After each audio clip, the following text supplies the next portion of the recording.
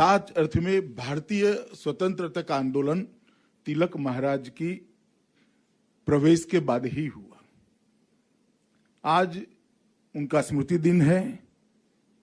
ये महान आत्मा को मैं अपनी ओर से और समग्र देश की ओर से विनम्रता पूर्वक, श्रद्धा पूर्वक श्रद्धांजलि देना चाहता हूं और साथ में देश भर के युवाओं को अपील भी करना चाहता हूं कि अगर भारत को जानना है, भारत के स्वतंत्रता संग्राम को जानना है,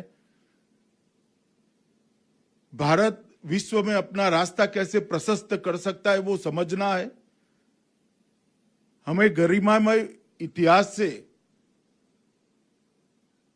उसको साथ में रखते हुए भविष्य को किस तरह से संजोना है, उसका रास्ता समझना है, तो वो जरूर तिलक महाराज के जीवन का अध्ययन करें, उनके भाषणों को पढ़े, तिलक महाराज के कर्तृत्व को पढ़ने का प्रयास करें।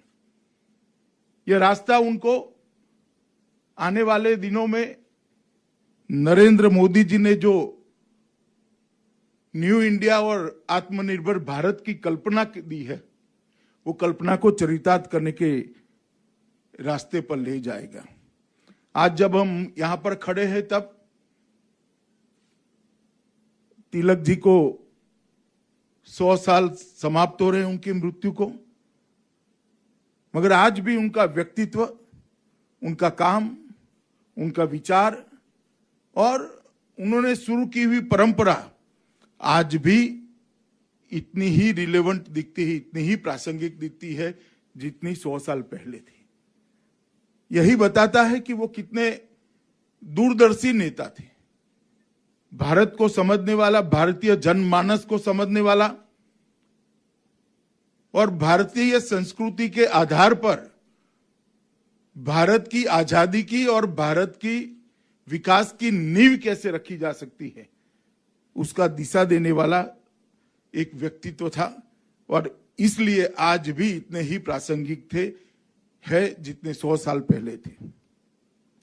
और देश के युवाओं ने, मेरा आग्रह है उनको कि जरूर एक बार आप तिलक महाराज के जीवन कवन को पढ़ने का, उसका अध्ययन करने का प्रयास करिए।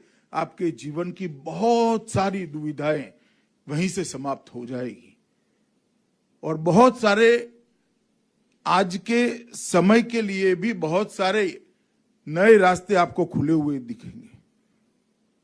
तिलक महाराज, उनका व्यक्तित्व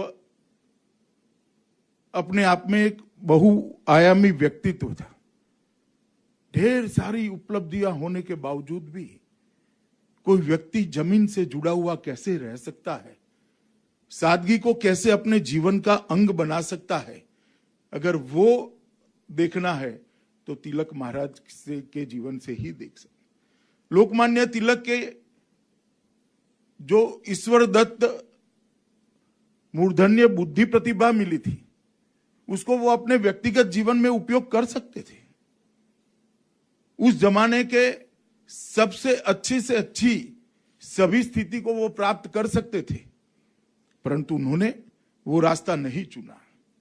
समाज को जागरूक करना, समाज को देश के आजादी के आंदोलन के साथ जोड़ना, समाज को विस्मृत हो रही अपनी संस्कृति के साथ जोड़ना, स्वधर्म, स्वदेश और स्वदेशी की भावना के साथ जोड़ना, यही उन्होंने अपने जीवन का लक्ष्य बनाया।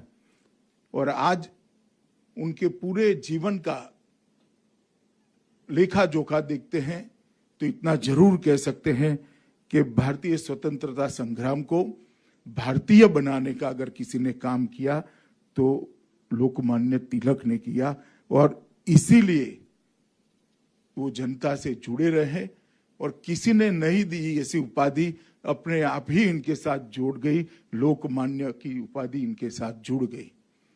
वही बताता है कि वो कितने धरातल पर काम करते थे।